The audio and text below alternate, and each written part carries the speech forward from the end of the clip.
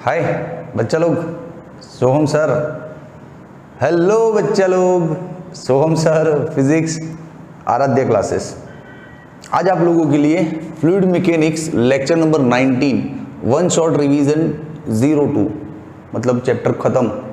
हाँ, अपना लास्ट एक वीडियो था वन शॉट रिवीजन 01, शायद लेक्चर 11 या 12। हाँ, तब तक का चैप्टर उसमें रिवाइज था। उसके बाद विस्कोसिटी से लेके लास्ट कैपिलरी एक्शन तक का सारा रिवीजन फंडा इसके अंदर है। तो चलो वन शॉट रिवीजन है, देखते क्या क्या पढ़ लिया है। सबसे पहला हमने जो पढ़ा है वो है विस्कोसिटी। यस, विस्कोसिटी पे अच्छी खासी बात हो सकती है। विस्कोसिटी क्या पढ़ा विस्कोसिटी पे, देखो हमने सीखा था लेमिनार फ्लो। सबसे पहले जैसे ये कोई सरफेस है, ठीक है, टेबल है, मान ले टेबल का टेबल टॉप है ये, ओके।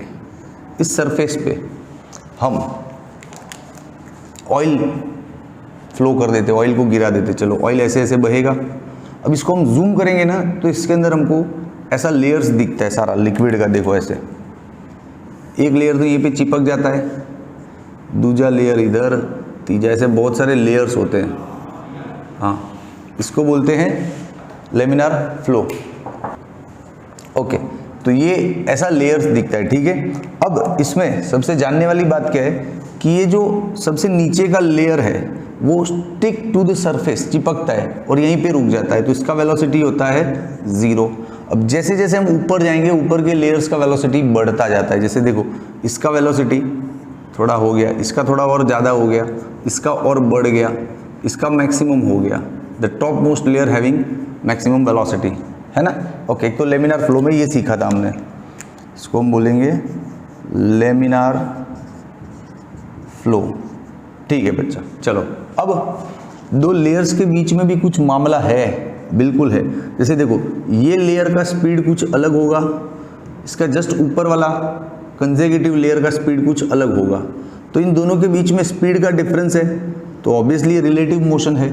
ओके, रिलेटिव मोशन है तो टेंजेंशियल फोर्स पैदा होता है, उस पर जा रहे हैं। लेकिन पहले इसको देख, दोनों के बीच में वेलोसिटी अलग अलग है, तो यहाँ वेलोसिटी का डिफरेंस बनता है, that is v2 minus v1। Okay, अब इन दोनों लेयर के बीच में गैप भी है। गैप मतलब जैसे टेबल के टॉप से देखो इसका हाइट कुछ और है और ये वाले लेयर का हाइट कुछ और है कि नहीं। तो दोनों के बीच में इतना गैप दिख रहा है। इस गैप को बोलते हैं distance between two consecutive layers या कॉन्टैक्ट लेयर्स का डिस्टेंस। यस, ये इसको हम कभी डेल्टा एक्स भी लिखते हैं, कभी एल भी लिखते हैं, चलता है।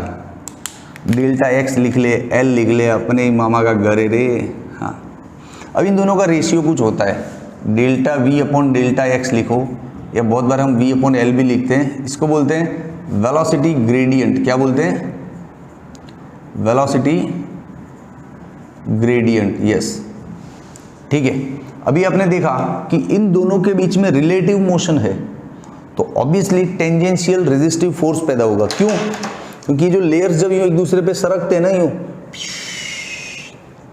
तो एक दूसरे को टच करते हैं, टच करने से फ्रिक्शन होता है, फ्रिक्शन होने से मोशन अपोज होता है, वेलोसिटी कम करने की कोशिश होती है ना। उस रेजिस्टिव फोर्स को, जो फोर्स इनको रोकने की कोशिश करता है इस टचिंग की वजह से, that is called viscous force. Yes, वो फोर्स ऐसे लगता है मोशन के अपोजिट में, इस डायरेक्शन में। हाँ, विस्कस फोर्स, विस्कस फोर्स। अच्छा, विस्कस फोर्स का सूत्र, फॉर्मूला ये रहा, देखो भैया, eta A V by L. Formula थोड़ा स्पेशल है तो कवर कर देते हैं। हाँ, अब इस फॉर्मूले पे भी हम बात कर सकते हैं। ये फॉर्मूले में ये v अपॉन एल क्या है वो तो हमने देख लिया। अब ए समझाता हूँ, व्हाट इज ए। ए है कॉन्टैक्ट सरफेस का area, contact surface area. Contact surface का एरिया समझते हो? एक तो एरिया हम ज़्यादातर फॉर्मूले में जो एरिया लेते हैं वो क्रॉस सेक्शनल एरिया लेते हैं, ये क्रॉस सेक्शनल नहीं है। अरे यार, क्रॉस सेक्शनल एरिया और कॉन्टैक्ट सरफेस का एरिया में फ़र्क है, दिखाऊं फ़र्क? रुक दे। जैसे ये सारा फ्लो है ना, समझ एक पाइप में हो रहा है, एक नली के अंदर हो रहा है, सपोज ये रहा, ये सपोज एक लेयर है, ये जो तुझे एक सीधा लेयर दिख रहा है ना, ये उसको ऐसे सिलिंड्रिकल शेप में ले लिया, उसके अंदर एक दूसरा लेयर भी होगा, ये रहा, दोनों लेयर के बीच में कुछ ना कुछ गैप होता है ना, ये रहा गैप, ठीक है, ओके। अब इनका कॉन्टैक्ट एरिया, अब देख इसमें मैं तुझे ये बोलूँ कि क्रॉस सेक्शनल एरिया लेना है तो सिर्फ यही लेना है ना, क्रॉस सेक्शनल एरिया क्या होगा, पाई आर स्क्वायर, सिंपल। लेकिन ये फॉर्मूले के अंदर जो एरिया है वो कॉन्टैक्ट सरफेस का एरिया लेना है। कॉन्टैक्ट कहाँ पे हो रहा है, सब जगह, ये पूरा सिलेंडर इस बड़े सिलेंडर को हर जगह टच कर रहा है, तो कॉन्टैक्ट सरफेस का एरिया ले लेंगे 2 पाई आर एच, एच मतलब ये वाला हाइट है ना। तो ये फॉर्मूला यही फंसाता है बच्चों को, हमको जनरली सारे फॉर्मूले में जो एरिया आता है ना वो ये क्रॉस सेक्शनल लेने की आदत है। मोस्ट ऑफ द सम्स में हम क्रॉस सेक्शनल एरिया लेते हैं। ये सिचुएशन ऐसी है कि इसमें कॉन्टैक्ट सरफेस का एरिया लेना है। कॉन्टैक्ट सरफेस सिलेंडर बनता है यार, देख जैसे ये रहा सिलेंडर, ठीक है, इसके ऊपर का लेयर इसको यूं पूरा चिपक के होगा ना, पूरा सिलिंड्रिकल शेप में ही पूरा कॉन्टैक्ट होगा, ये ऐसे देखो, है कि नहीं। क्रॉस सेक्शन तो इसको बोलते हैं, सिर्फ यहाँ से यूं काटो और एक वेफर हाथ में आता है ना, that is cross section which is only a circular plate, pi r square area having, clear. तो कॉन्टैक्ट सरफेस समझ में आया, पूरा यूं सब जगह कॉन्टैक्ट होता है, हाँ, इसलिए एरिया ये लेना है, ध्यान रखना इसमें एरिया में गड़बड़ नहीं करना। चलो अब एक और टर्म है इसमें, ईटा। ईटा मतलब अपना ये वाला एन, इस पे भी हम बात कर सकते हैं, लेकिन इसको मिटाता हूँ पहले भाई, हाँ ये जगह खा रहा है फालतू में।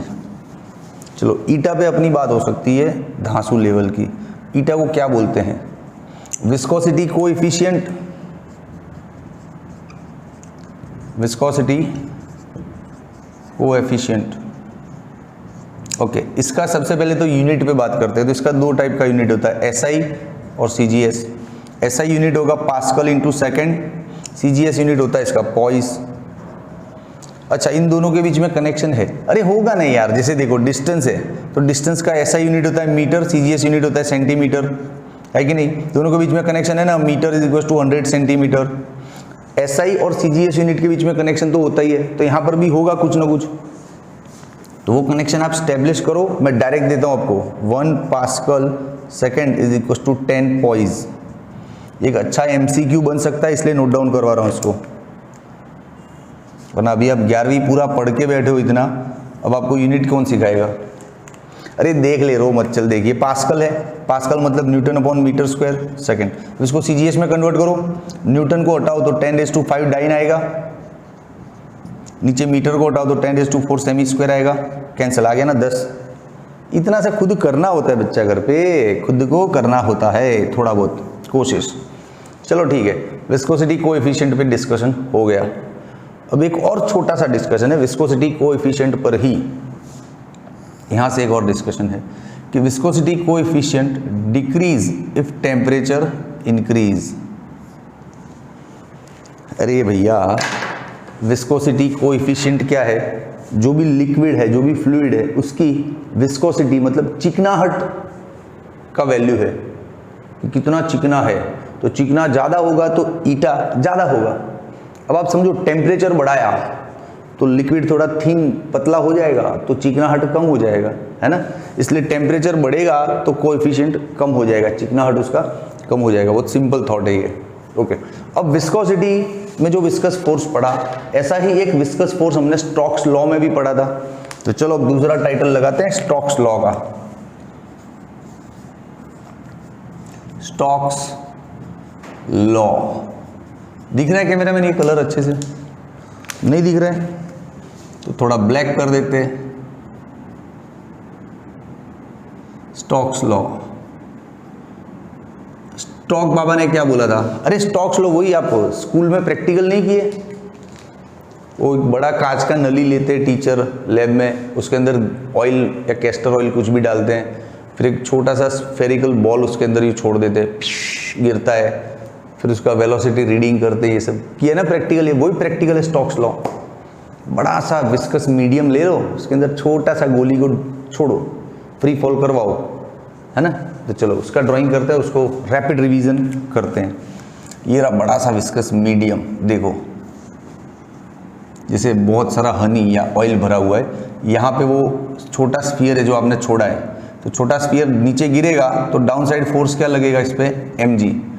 अप साइड फोर्स क्या लगेगा, ब्यूएंट फोर्स। यस, इन दोनों के अलावा एक और फोर्स होता है जो इन लेयर्स के बीच में जो रिलेटिव मोशन होता है, अरे सिखाया था अभी, हाँ, लेयर्स के बीच में रिलेटिव मोशन से एक और फोर्स पैदा होता है जो इस स्फीयर के मोशन को अपोज करता है ना, वो है रेजिस्टिव फोर्स। स्टॉक का लॉ बोलते हैं उसको। वो फोर्स इतना है, देखो वो अपोजिट डायरेक्शन में लगेगा 6 पाई ईटा RV। यस, चलो अब थोड़ा इसमें मैथमेटिक्स करते हैं। रिजल्टेंट फोर्स क्या आएगा इस स्फीयर पे, mg minus m0g minus 6 pi eta RV। ये रिजल्टेंट फोर्स स्फीयर पे है तो mass of sphere, acceleration of sphere mg minus m0g minus 6 pi eta RV। ठीक है, अब इस मास पे हम बात कर सकते हैं, चलो करें। देखो आ जाओ, ये मास किसका है, स्फीयर का। स्फीयर का डेंसिटी अपन ले लेते रो, और ये जो लिक्विड का डेंसिटी ले लेते सिग्मा। ये स्फीयर का मास है तो डेंसिटी इंटू वॉल्यूम, ये भी स्फीयर का मास है, डेंसिटी इंटू वॉल्यूम। ये किसका मास है, हे भाई ब्यूएंट फोर्स में किसका मास होता है, ये गोला जब लिक्विड के अंदर आया तो वहां से लिक्विड को हटाया ना, दैट लिक्विड, डिस्प्लेस्ड लिक्विड, ये जो यहाँ से लिक्विड हट गया, ये उसका मास होता है। तो लिक्विड का मास है तो भैया रो नहीं चलेगा, लिक्विड के लिए क्या है, सिग्मा। अब आप बोलोगे अरे सर वॉल्यूम क्यों इक्वल रखा। ओ भाई साहब, एक गोले का वॉल्यूम और गोले ने जो लिक्विड हटाया उसका वॉल्यूम इक्वल होता है, पता है ना। हाँ, ब्यूएंट फोर्स नहीं पढ़ा रहा हूँ मैं, ठीक है। इस रो वी को जाने दो नीचे, rho V G minus sigma V G 6 pi eta RV, इसको जाने दो नीचे,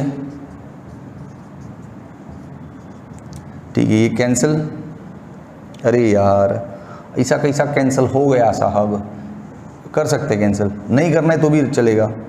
जी माइनस सिग्मा बाई रो जी, और ये टर्म सर पिछली बार कुछ अलग पढ़ाए थे, यही था, थोड़ा मैथमेटिक्स बदला है, अभी ये याद आया तो ऐसे पढ़ा रहा हूँ, आंसर वही आएगा।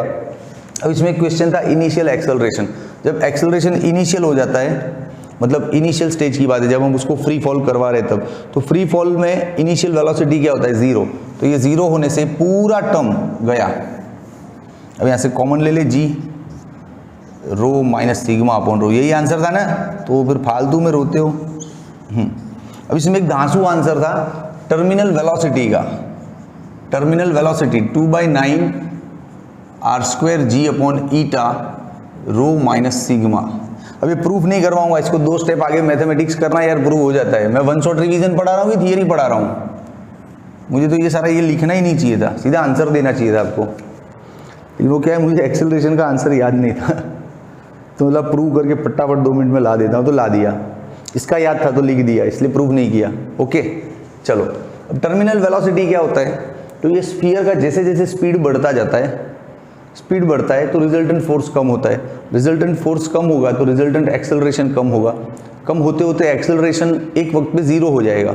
जब एक्सेलरेशन 0 हो जाएगा तब उसका वेलोसिटी कांस्टेंट हो जाएगा, उस कांस्टेंट वेलोसिटी को टर्मिनल वेलोसिटी बोलते हैं।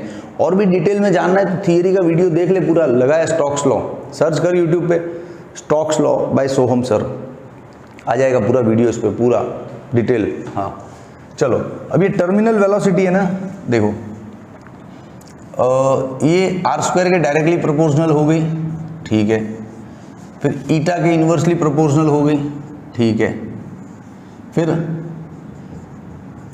डेंसिटी डिफरेंस के भी डायरेक्टली प्रोपोर्शनल हो गई।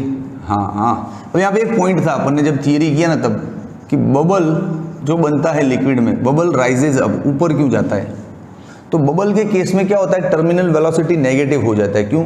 क्योंकि ये जो डेंसिटी है ना, अभी तो देख ये आयरन का स्फीयर है, लोहे का छोटा गोला है, तो डेंसिटी ज़्यादा है इस लिक्विड के कंपैरिजन में, लेकिन जब ये बबल होगा तो ये डेंसिटी कम पड़ जाएगा, बाहर के लिक्विड का डेंसिटी ज़्यादा हो जाएगा। ये डेंसिटी कम हो जाएगा तो टर्मिनल वेलोसिटी नेगेटिव आ जाएगा, नेगेटिव आएगा तो बबल अपोजिट डायरेक्शन में ऊपर जाएगा, है ना। तो फिर चल, अब दोस्त विस्कोसिटी पे बात हो गई, स्टोक्स लॉ पे बात हो गई। अब इसका स्क्रीनशॉट लो, फिर आगे की बातें करते हैं। चलो 1 2 एंड 3। ओके बच्चा पार्टी, स्टोक्स लॉ के बाद रेनॉल्ड नंबर। ये रेनॉल्ड नंबर हमने थियरी में नहीं लिया था, क्यों? क्योंकि इस बार कोविड की वजह से सिलेबस रिड्यूस था, तो रिड्यूस में ये निकल गया, तो मैंने इस पर वीडियो बनाया नहीं था इस बार, टाइम नहीं था तो। लेकिन उसको ये वन शॉट रिवीजन में डाल रहा हूँ ताकि जी नीट के बच्चों के लिए काम में आए, है ना। तो रेनॉल्ड नंबर, रेनॉल्ड नंबर क्या है भाई? अरे बहुत दांसू चीज़ है, बहुत दांसू चीज़ है। देखो रेनॉल्ड नंबर का फॉर्मूला ले पहले तो।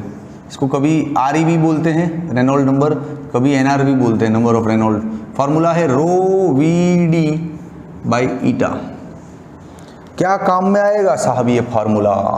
ओ भाई साहब रुक, ये फॉर्मूला है ना, पहले से हमको बता देता है कि यहाँ पे आप लिक्विड को डालो, इस नली के अंदर लिक्विड डालो, वो लिक्विड क्या टर्बुलेंट फ्लो करेगा, क्या लेमिनार स्टेडी फ्लो करेगा, क्या स्ट्रीमलाइन फ्लो करेगा, या अनस्टेडी फ्लो करेगा। लिक्विड को डालने से पहले हम बता सकते हैं कि इतने डायमीटर के पाइप में इतनी स्पीड से डालो लिक्विड, ऐसा ही फ्लो होगा, यस जा देख ले करके। हाँ, तो एक्सपेरिमेंट करने का टाइम बच जाता है, फॉर्मूले से डायरेक्ट पता चल जाता है। नहीं समझा? जैसे तू वही लैब में गया, तेरे को बोला तेरे टीचर ने कि बेटा ये नली ले लो, एक ले लिया नली। ओके, इस नली के अंदर, नली का डायमीटर अपन बोलेंगे सर ये रहा डायमीटर, देखो इसका 2 सेमी है। हाँ, अब नली के अंदर लिक्विड को फ्लो करवाओ, तो अपन ये सब फ्लो ड्रॉ कर रहे, करवाएंगे नहीं, क्योंकि अपन तो सीधा पूछेंगे सर स्पीड क्या चाहिए आपको, तो सर बोलेंगे बेटा स्पीड चाहिए 2 की। सर आपने जो लिक्विड लिया उसका डेंसिटी क्या है, बेटा पानी है तो 1000 ले लो।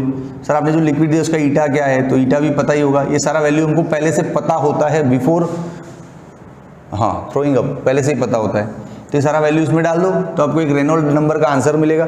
वो आंसर से आप डिसाइड कर सकते हो कि ये फ्लो कैसा होने वाला है। देखो 3 टाइप का आंसर आता है। जैसे आपका रेनॉल्ड आंसर आया लेस देन 1000, मतलब ये सारा वैल्यू रखने पे इसका आंसर 1000 से कम आता है, तो ये आपका स्ट्रीमलाइन फ्लो बन जाएगा। अरे पक्का स्ट्रीमलाइन बनेगा, या लेमिनार फ्लो बन जाएगा, स्टेडी एकदम बढ़िया वाला फ्लो जो हमको चाहिए। हाँ, मान लो रेनॉल्ड आपका ज़्यादा आया, 2000 से ज़्यादा आया, मतलब ये सारी वैल्यू रखने पे ये जो आंसर आया ना 2000 से ज़्यादा आया, तो ये टर्बुलेंट फ्लो होगा। टर्बुलेंट फ्लो, अरे यार पानी का झरना गिरता है ना पत्थर पे तो इधर उधर उड़ जाता है, हाँ दैट इज टर्बुलेंट फ्लो। फिर एक और ऑप्शन है क्या, कि रेनॉल्ड नंबर आपका 1000 से ज़्यादा आता है, मान लो 1000 से कम आता है तो पता है कैसा होगा फ्लो, 1000 से ज़्यादा या 2000 से कम, बीच वाला, इन दोनों की बीच का रेंज आता है, तो ये अनस्टेडी फ्लो होगा। कैसा होगा? Unsteady flow. बोलो क्या बोलते हो, है कि नहीं दांसू? बिना एक्सपेरिमेंट किए पहले ही आपको पता चल जाएगा कि आपका फ्लो कैसा होने वाला है, और आपको जिस हिसाब से फ्लो चाहिए उस हिसाब से आप डायमीटर वगैरह नली का सब चेंज कर सकते हो, मटेरियल चेंज कर सकते हो, है ना, आंसर सेट करने के लिए। यस, तो हो गया रेनॉल्ड नंबर। अब रेनॉल्ड नंबर के बाद सरफेस टेंशन पे डिस्कशन है, चला जा।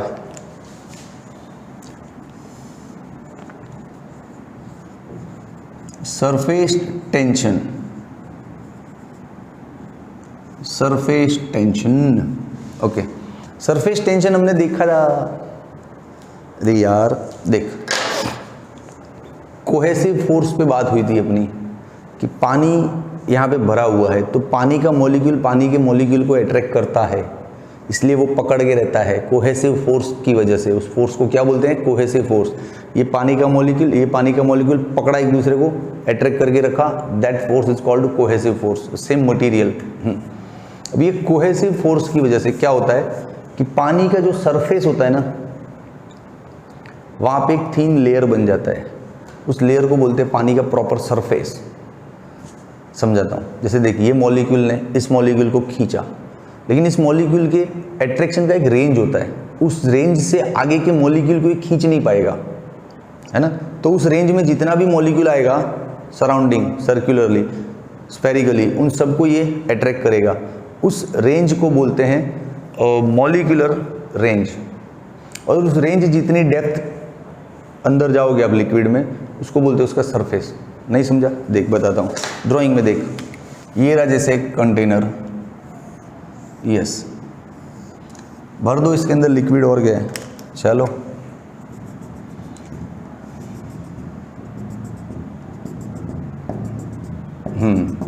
अब ये जो मॉलिक्यूल है समझो, ये इतनी रेंज के मॉलिक्यूल को अट्रैक्ट कर पा रहा है, तो ये इतना रेंज, ये पूरा लेयर क्या कहलाता है? सरफेस।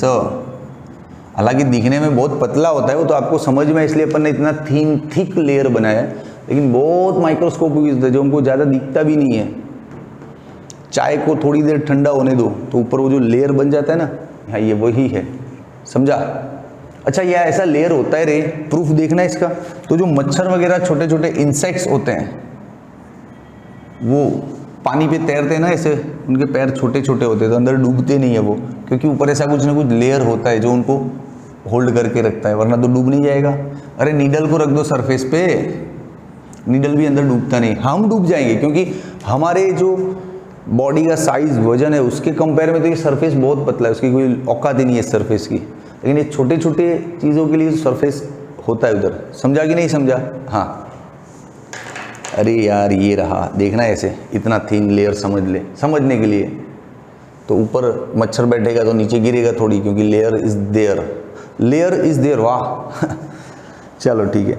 अब ये जो सरफेस के ऊपर के, सरफेस के अंदर जो मॉलिक्यूल्स होते हैं वो कैसे एक दूसरे को अट्रैक्ट करते हैं, तो देखो यहाँ पे हम कोई भी एक इमेजिनरी लाइन बना ले, यूँ ये होगी अपनी इमेजिनरी लाइन, ठीक है। इस लाइन के एक तरफ का, इधर का सारा मॉलिक्यूल इधर के मॉलिक्यूल को खींचता है ऐसे, देखो इसने इधर खींचा और इधर का जो मॉलिक्यूल्स है ना वो इधर खींचता है चीज़ों को। तो इमेजिनरी लाइन के one sided molecules attract the molecules of other side but parallel to the surface. देखो सरफेस के पैरेलल और perpendicular to this imaginary line. Yes, तो यहाँ से कॉन्सेप्ट आता है फोर्स का। ये सरफेस का ऊपर का एकदम हिस्सा है, तो ये हो गया एक इमेजिनरी लाइन। तो इधर का मॉलिक्यूल्स इधर खींचा, इधर का मॉलिक्यूल्स इधर खींचा, तो सारा फोर्स इस इमेजिनरी लाइन पे पड़ता है। तो force per unit length is called surface tension. आया फार्मूला? तो यार इजी होता है रे फिजिक्स, समझना होता है सिर्फ।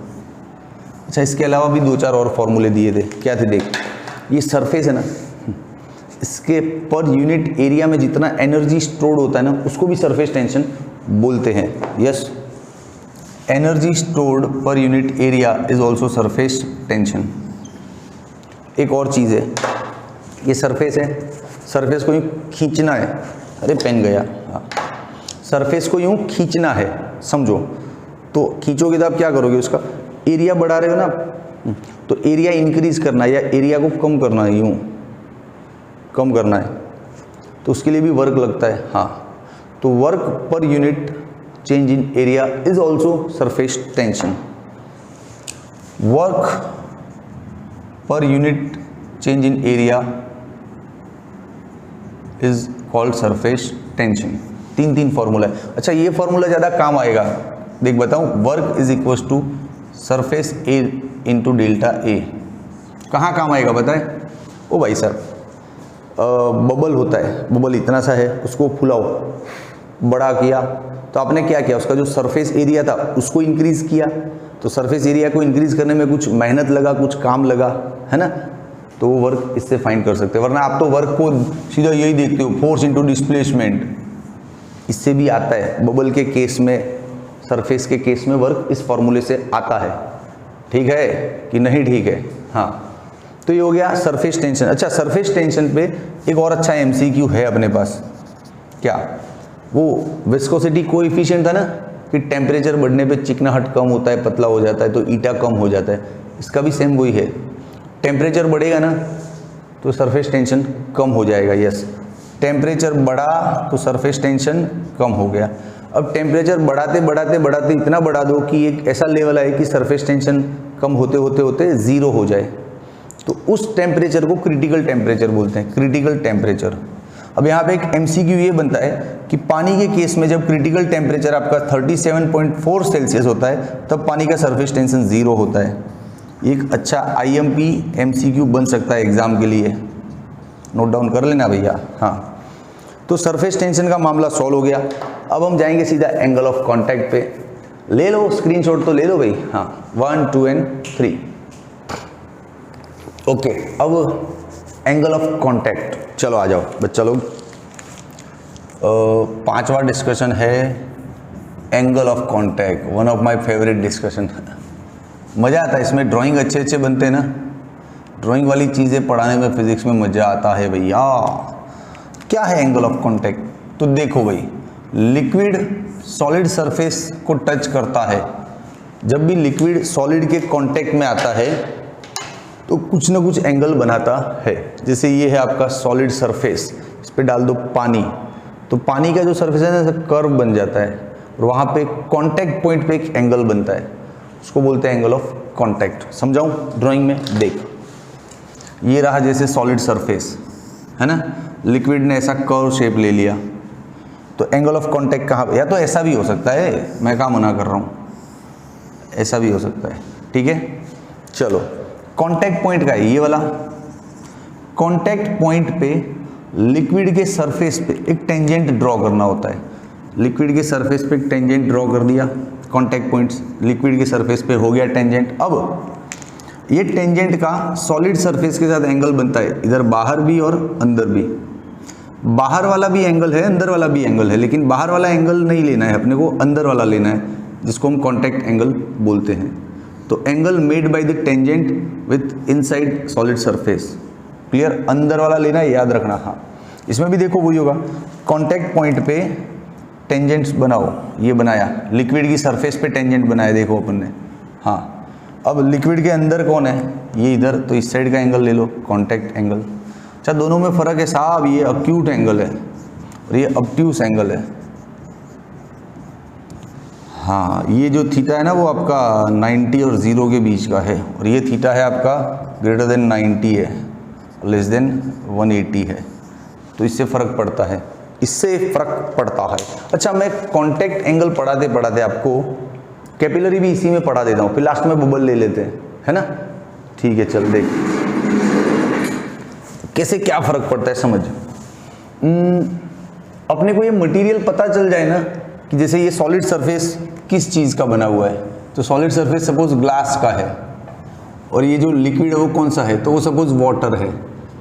तो हमको पता चल गया कि भाई पानी और कांच के बीच में कांटेक्ट एंगल अक्यूट बनता है, पहले से पता चल गया ना। तो अब तू पानी और कांच का कांटेक्ट करवाएगा ना, वहाँ पे लेस देन 90 ही एंगल दिखेगा। हाँ चल एक काम कर, ये ग्लास का एक है ना कंटेनर ले लेते, ये रहा देखो, दिखा ग्लास कंटेनर, उसमें कांच का एक नली ले लेते, ऐसे खड़ा कर देते उसको, और इसमें डाल देते पानी, देखना कांटेक्ट एंगल कितनी जगह बनता है, सारा नॉलेज देता हूँ। ये रहा पानी भर दिया अंदर,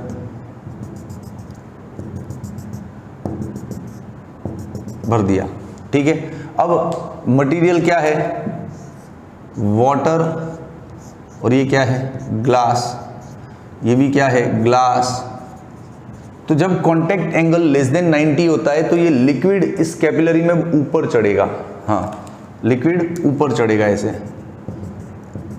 ऊपर चढ़ता है, ऊपर चढ़ता है, और कॉनकेव मेनिस्कस बनाता है, ऐसा यूं, ऐसा इधर भी बनेगा कॉनकेव, अरे मजाक नहीं कर रहा, देखो यूं कॉनकेव मेनिस्कस बनेगा यूं।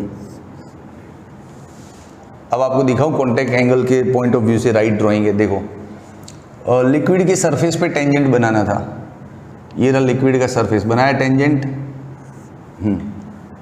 फिर उसके अंदर की तरफ जो सॉलिड है वहाँ पे एंगल बनाओ, बाहर की तरफ नहीं। तो देखो जैसे ये पूरा कांच है, तो ये बाहर वाली नहीं, अंदर की तरफ एंगल बनाओ, यहाँ पे आ गया ना 90 से कम। हाँ ऐसा तो एक ही जगह नहीं, बहुत जगह कांटेक्ट हो रहा है, यहाँ पे भी हो रहा है देखो कांटेक्ट, तो इधर भी देखो 90 से कम, यहाँ पर भी कांटेक्ट हो रहा है तो 90 से कम, यहाँ पर भी कांटेक्ट हो रहा है तो 90 से कम, यहाँ पर भी कांटेक्ट हो रहा है 90 से कम, यहाँ पर भी कांटेक्ट हो रहा है कि नहीं? इतनी जगह पे कांटेक्ट हो रहा है। तो समझ में आया? जब कांटेक्ट एंगल 90 से कम होता है तो लिक्विड राइजेज अप, ऊपर चढ़ता है, और wet the solid surface, solid surface को भिगोता है, और कॉनकेव मेनिस्कस बनता है। ये तीन चीजें, ओके। लेकिन जब कॉन्टैक्ट एंगल आपका ऑब्ट्यूस हो तब ये लिक्विड ऊपर नहीं चढ़ता, ये नीचे उतरता है। हाँ, उसका भी ड्राइंग है अपने पास। ड्राइंग के बिना तो मज़ा ही नहीं आवे यार, जिंदगी बिना ड्राइंग के अधूरी है। देखो नीचे उतरने वाला ड्राइंग बताऊं? रुक भाई, ले लो ये लिक्विड, हो गया। अब ये मटेरियल कौन सा है? तो ये ग्लास है, कांच है। क्या है ये मटेरियल? ग्लास। लेकिन अंदर का लिक्विड क्या है? मर्क्यूरी है। तो मर्क्यूरी और ग्लास के बीच में ऐसा कांटेक्ट एंगल बनता है। और नीचे उतारना है ना, तो उतारो नीचे थोड़ा, देखो नीचे उतरेगा तो ऐसा कॉन्वेक्स मेनिस्कस बनता है, यूं। यहां पर भी कॉन्वेक्स बनेगा। ये बीच वाला पोर्शन ज्यादातर फ्लैट रहता है क्योंकि बड़ा रीजन है, ये छोटा रीजन है। अरे ये नली इतना जो चौड़ा दिख रहा है ना, वो अपने बाल जितना पतला होता है, लेकिन तेरे को अच्छे से दिखे ना, इसलिए बड़ा ड्राइंग करते हैं हम लोग। हाँ, ये बीच वाला रीजन बड़ा होता है तो ऑलमोस्ट फ्लैट रहता है। साइड में यहाँ पे कॉन्टैक्ट एंगल की जगह पे ऐसा कर्व रहता है, ठीक है। तो देखो इसमें उतर गया ना नीचे। अब कॉन्टैक्ट एंगल, इसमें भी 6 जगह कॉन्टैक्ट है यार। अपने को कहाँ बनाना था एंगल? रुक, लिक्विड और सॉलिड का कॉन्टैक्ट पॉइंट ये रहा। यहाँ से देखो लिक्विड के सरफेस पे बन गया टेंजेंट। अब लिक्विड के अंदर तरफ सॉलिड सरफेस ये रहा, तो बना दो। देखो बन गया ना 90 से बड़ा। ऐसा सब जगह होता है यार, इधर भी होता है। अंदर की तरफ बना दो एंगल, बन गया 90 से बड़ा। सब जगह दिखा दूँ फटाफट, देख इधर इधर इधर इधर। ये ड्राइंग में ही बच्चे मार खा जाते हैं, चल ड्राइंग अच्छा नहीं आता है, सीखो, इतना क्लियर सिखा रहा हूँ, है ना। तो इसमें क्या होता है? Liquid fall down, liquid fall down does not wet, ये भिगोता नहीं है। आप ग्लास प्लेट के ऊपर मर्क्यूरी डालोगे तो वापस मर्क्यूरी पूरा हाथ में आ जाएगा, ग्लास प्लेट पे दिखेगा ही नहीं कि मर्क्यूरी ने इसको भिगोया है, नहीं भिगोता है, डज नॉट वेट। और कॉन्वेक्स मेनिस्कस बनता है। ये अच्छे इंपॉर्टेंट एमसीक्यू है। हाँ, तो अच्छा, ये तो आपका कैपिलरी एक्शन भी इसी में आ गया। हाँ, कैपिलरी एक्शन भी इसी में आ गया। अरे सच्ची बोल रहा हूँ, ये जो ऊपर चढ़ा ना इतना, उसका हाइट का फॉर्मूला सिर्फ रह गया। तो लेता हूँ हाइट का फॉर्मूला। पहले इसमें 1-2 और ड्राइंग मुझे याद आ रहे हैं। कुछ बच्चों को लगता है कि सर ने लेस देन 90 वाला मस्त ड्राइंग सिखा दिया, ग्रेटर देन 90 वाला भी गजब आ गया साहब, लेकिन एग्जैक्ट 90 हुआ तो 0 एंगल हुआ तो उसका ड्राइंग भी है, तू घबरा मत। सोहम सर के पास सब कुछ है। देख ये रहा एग्जैक्ट 90 वाला ड्राइंग तेरा। लिक्विड डालो इसके अंदर, लेकिन मटेरियल ध्यान रखना है, एग्जैक्ट 90 वाला मटेरियल क्या होता है।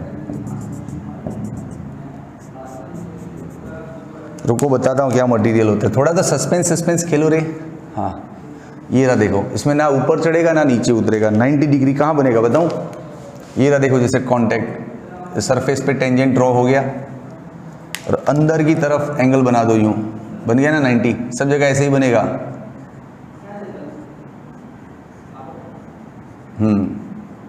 बन गया 90। लेकिन ये मटेरियल कौन सा होता है पता है? ये होता है पानी, और ये जो मटेरियल होता है वो सिल्वर होता है, तब ये मामला बनता है। ये क्या होता है? सिल्वर, तब ये मामला बनता है। याद रख लेना, सिल्वर और पानी का कॉम्बिनेशन 90 डिग्री बनाता है कॉन्टैक्ट एंगल। हाँ, तूने ये पढ़ा होगा, लेस देन 90 ग्रेटर देन 90, ये कुछ नया लेके जा। हाँ चल, 0 एंगल भी बताऊं? अरे चल 0 एंगल बताओ, तो देखना है रोता क्यों है। देखो ये रहा कैपिलरी ट्यूब, ये रहा आपका पानी,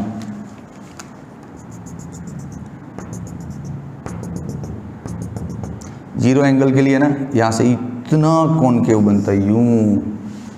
अब देखो 0 एंगल दिखेगा, यहाँ से सरफेस का टेंजेंट बनाऊं, रुको, ये रहा ऑलमोस्ट सरफेस के इसके साथ ही जा रहा है, तो बहुत छोटा एंगल है ना, तो थोड़ा और बारीक बना तो 0 बन जाएगा, है ना। देखिए इधर तो बन रहा है एग्जैक्टली यूं ही। तो ये हो गया आपका 0 एंगल वाला केस। मटेरियल खुद सर्च कर, अब सारा बता दिया, ये खुद करो, सेल्फ मटेरियल कौन सा है पता करो, लिखो कमेंट बॉक्स में, तो पता चलेगा कि बच्चे ने ध्यान से पढ़ा है, देखा है। ये कौन सा मटेरियल होता है जो 0 एंगल बनाता है, लिखो कमेंट बॉक्स में। तो कैपिलरी एक्शन हो गया आपका काम, स्क्रीनशॉट ले लिया आपने। अब ये सिर्फ हाइट का फॉर्मूला देना बाकी था, तो अभी 1 मिनट में दे देता हूँ भाई, 1 मिनट में। चलो आ जाओ, 2 मिनट, टेक्नीशियन बस हो गया अपना। हाइट का फॉर्मूला क्या है? 2s cos theta upon rho A G, ये है हाइट का फॉर्मूला कैपिलरी एक्शन में। अब यहां पर भी एक छोटा सा दिमाग लगा सकते हैं अपन, देखो क्या, पहले तो ये a क्या है, ये a है, ये जो भी आपने कैपिलरी ट्यूब लिया है उसका रेडियस है, ये उसका रेडियस है, हाँ ठीक है। अब देखो थीटा से बहुत कुछ आर्ग्यूमेंट हो सकता है, क्यों लिक्विड ऊपर चढ़ता है, क्यों फॉल डाउन होता है, सारा इस थीटा से हम बात कर सकते हैं।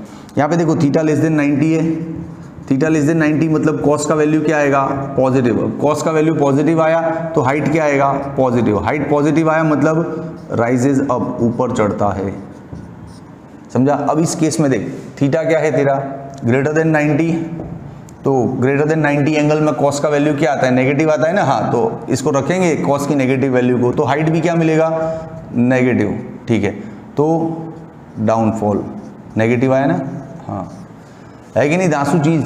तो फिर यार हो गया, कैपिलरी एक्शन भी खत्म इसमें। अब सिर्फ बबल का 2-3 मिनट का पोर्शन बाकी है, लेकिन आपको इसका स्क्रीनशॉट लेना पड़ेगा।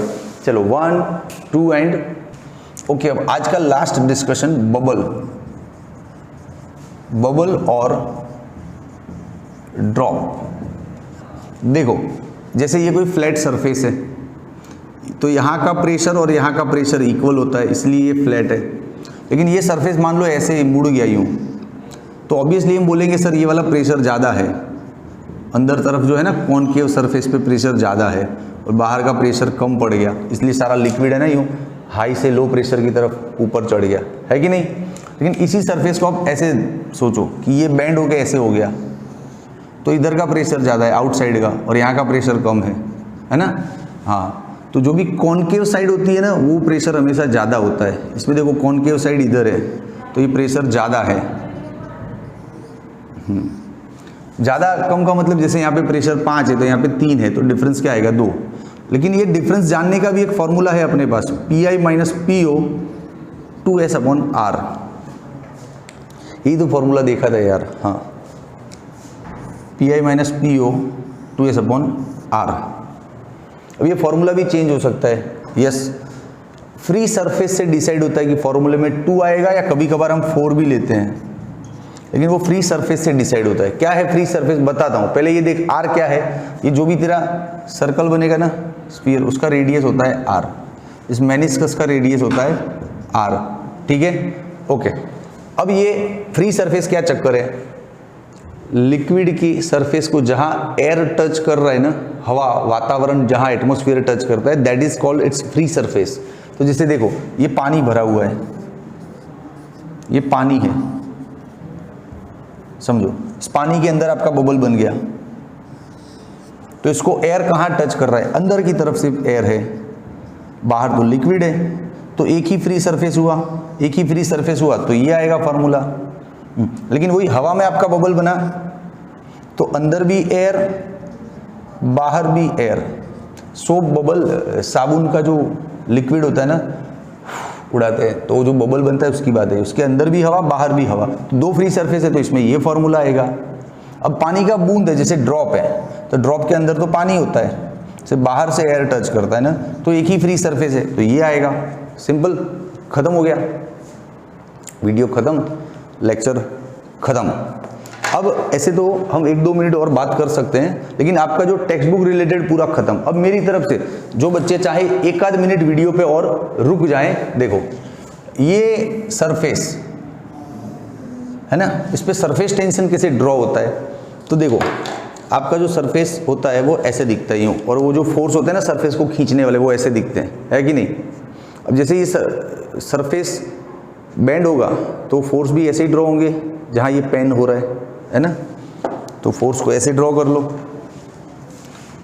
ये हो गए सरफेस टेंशन के फोर्सेस, तो इनका रिजल्टेंट नीचे की तरफ आएगा, नीचे की तरफ आएगा तो ये लेयर को ना नीचे खींचना चाहेगा, लेकिन लिक्विड क्या करेगा, ऊपर की तरफ धक्का मारेगा, मतलब अपोजिट डायरेक्शन में खुद का फोर्स देगा ऐसे। वो फोर्स किधर से आएगा, इनके डिफरेंस से। मानते हो कि ये हाई है, हाँ क्योंकि हाई से लो की तरफ लगता है ना वो फोर्स, तो प्रेशर डिफरेंस का फोर्स, समझे, बूझे कि नहीं बूझे, अरे बूझे, ठीक है। मुझे लगा थोड़ा लास्ट में जल्दी में पढ़ा क्योंकि वीडियो बड़ा हो रहा था, तो टेक्नीशियन ने वार्न किया था कि सर थोड़ा खींचो फास्ट, फिर भी आपको अच्छा लगा, मज़ा आया तो लाइक करो, शेयर करो, सब्सक्राइब करो, एंड कमेंट करो। और हाँ, जब भी फिजिक्स का वीडियो देख लो ना, नोटबुक और पेन लेके बैठने का, सच्ची एक बार ही वीडियो देखो और नोटबुक पेन में लिख डालो। अगली बार वीडियो पे जाने की जरूरत नहीं, अपना नोटबुक ही अपना सब कुछ है, उसी से रिजल्ट आएगा। बार बार वीडियो देखना is very bad habit. Okay, like, share, subscribe and comment. Bye.